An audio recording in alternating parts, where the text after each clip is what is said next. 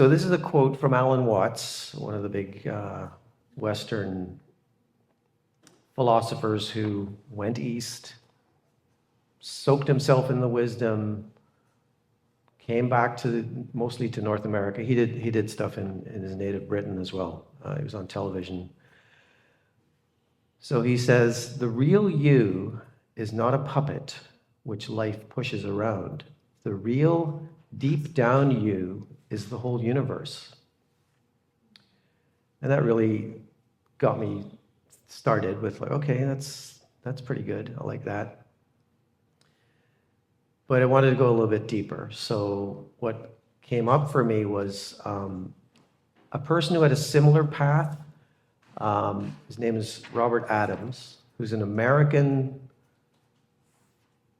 I guess, sort of philosopher, but he was a person who just went to study with Sri Ramana Maharshi in India, basically in the 40s and the 50s. And he brought his knowledge and his wisdom back to North America, started a community in California, but he didn't really become big, like I'd never really heard of him. Robert Adams, I looked him up and it's like, he's an American photographer. It's like, no, that's not the same guy. There's another person called Robert Adams. Probably a bunch of Robert Adams. So this is one quote that got me interested, and it was something that may click with you as well if you've heard this song here by Eddie Watkins Jr. He says, always remember deep in your heart that all is well and everything is unfolding as it should. That's literally the line from a song by Eddie Watkins Jr. All is well and is unfolding as it should. And he says, there are no mistakes anywhere at any time. What appears to be wrong is simply your own false imagination. That's all. And one of my favorite teachers, Neville Goddard, really shook me up with something he said, which is what God is your own human imagination. Like our use of our imagination is so powerful. Like it's the creative power that makes our whole life experience, and which is both beautiful and, potentially distressing for us, because our imagination, we're just sort of convincing ourselves of so much stuff all the time. And it's like, is life really so horrible? Yeah, sometimes it is, because we've used the power of God to make it seem horrible. But somehow we get through it. We thrive, Going a little bit deeper. And this is the big one for me. This is the reason I said, oh yeah, I want to do a talk if it comes up. So this is him saying, Robert Adams, he's saying, deep down in your heart, know that all is well. Understand that the universe is your friend and can never hurt you. It is the substratum of all existence, which is love. When you develop a loving consciousness, there can be no problems. That's hard to take. Like, listen to that. It can be difficult to take that on, but there can be no problems if you develop a loving consciousness. Then he says, which is the title of the talk, love takes care of everything. Love is the same as absolute awareness, pure intelligence, or the power of God. When you have enough love inside, there are truly no problems. And I've underlined this part. Problems only arise when you believe you are separate and lacking love. So, separate as in, back to Alan Watts, you're the whole universe. Each of you contains the whole universe. The universe is expressing as each of us here tonight and online. And sometimes that's hard to hear, because you think, what is it doing? Like, why does it want to be doing that? There's violence in the world, there's hunger, there's pain, there's misery, but there's also beauty. Last week we had Evelyn and Daniel and Caitlin. Like, having a new baby in this room was like, oh wow, it just changes your whole energy. I feel that anyway. Excuse me. So when I read this to Lassie, she said, yeah, that's good. And then she hits me with the questions like, okay, why does that resonate with you? And then, does it have anything to do with our monthly theme or our yearly theme, alignment, transformation? Like, I don't get off just standing up here and like, hey, here's some wonderful wisdom from a dead guy, So I had to go, okay, all right, I have to think of something here. So the idea of a friendly universe it's one I've heard before, and I think Einstein, there's a quote of him saying, there's one choice you have to make in life, which is the universe friendly or not? Because that's going to determine your whole manner of being in the world. And if you can trust in life or something, like trust in love, trust in life, trust in nature, that's a big one for, like, that. I go in and out of that one. I know who I am when I have my feet on the ground, and I can just hear and smell and taste the air and I feel my breathing. So that's an Einstein take on that, But the thing for me was that it takes me back to my first kind of spiritual awakening when my eldest sister started throwing all these books at me in the 70s and 80s with Carlos Castaneda and the Prophet and all that kind of stuff. But the Seth material, which was Jane Roberts, the line that he has is, I live in a safe universe. Like, you have to take that on and say, I'm safe. And I've had in my lifetime opportunities to completely not believe that at all. Like physical attack, living in, I was born in Northern Ireland, so there's, I was born into Troubles. So there was lots of opportunities to cement myself in that thing of like, no, like people aren't trustworthy and life isn't worth trusting. But I made the choice to say I live in a safe universe.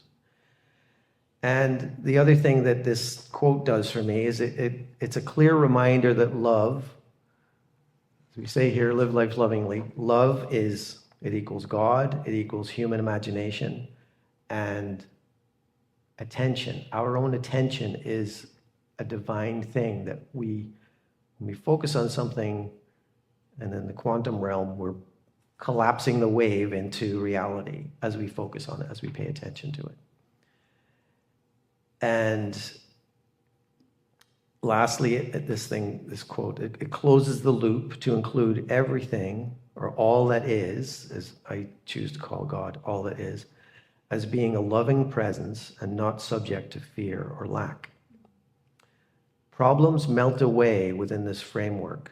This is me saying this. This is not the other guy. Love transcends all while the unity of all beings remains in focus. And this also challenges me because it in the wording of the quote, I'll read it again at the end. It challenges my tendency to chatter and talk and use words. And like at the prayer class I was in with Lasia and Sherry on the weekend, I had a lot of like thoughts and words going through my mind. I do that a lot because I think that's part of my value of myself, is how I use words cleverly. And it doesn't always work, of course. But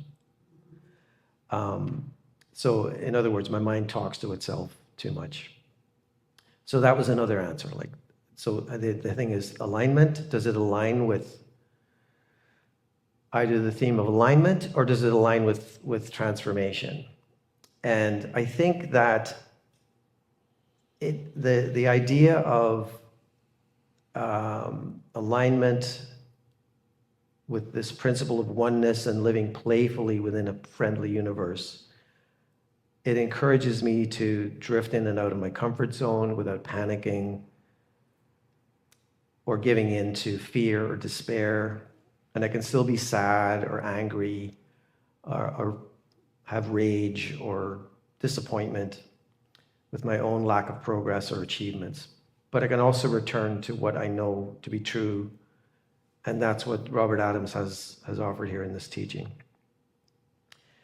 So this other thing came up of does this thing align with New Thought principles? Like, does this guy who's from the Eastern tradition, does he align with this center's teaching of like New Thought? So I thought I would just quickly go over what the center is all about, you know. And these are the principles of New Thought. And I think for me, it still holds true within this quote. So the main principles of New Thought being there's only one breath, one power, one life, spirit, source, love, energy, universe, God, whatever works for you. The divinity of all, so that's everyone and everything, is that oneness. And we are interconnected. We're reflecting and revealing the divine through one another. And New Thought talks about responsibility from a personal level of, you know, we create our reality according to how we use our mind and open our hearts. And it's up to us to use our minds and our hearts, open our hearts intentionally, purposefully, and in ways that support the affirmation and expansion of life. And we also use affirmative prayer to move energy, which we learned a little bit about it at the class on Saturday. So does the quote resonate with you at all? Like the one I read, Read it again. I'll read it again. Deep down in your heart, know that all is well. Understand the universe is your friend and can never hurt you. It is the substratum of all existence, which is love. So love is at the heart of everything. And when you develop a loving consciousness, there can be no problems. So it just melts away, I guess is what he's saying. Love takes care of everything. Love is the same as absolute awareness, pure intelligence, or the power of God. When you have enough love inside, there are truly no problems. Problems only arise when you believe you're separate and lacking love. So I guess the question would be, have you had in your life, do you have opportunities to tap into that? Like when you feel just unbelievable connection through loving a pet or a loved one or a friend, deep appreciation, just knowing kindness for someone or from someone, if that anchors you, is it something that you think that is actually the power of God that you can tap into and use?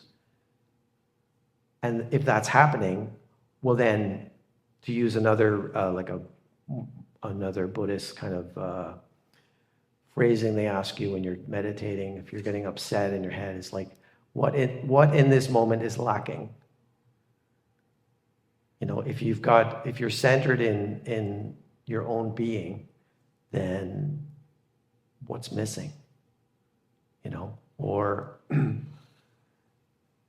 like, there's other ways to do it. There's another thing that Robert Adams says, I forgot to say at the beginning, which is he asks people when they're meditating and they're getting all in their own heads, he says, who are you when you're not thinking? Who is that? If you're thinking, you think it's you. But if you're not thinking, then who are you? What's left? You know? And I think what he's saying is like, you're everything. You know, you can't actually separate yourself from, like, when you're totally aware of your being. It's the idea of, you know, there's a cup that you hold with nothing in it, and outside of the cup, there's nothing. So they're the same. It's just you've told a little story where there's a cup and you're holding a cup. But it's still nothingness, so it's really everything inside the cup and outside the cup.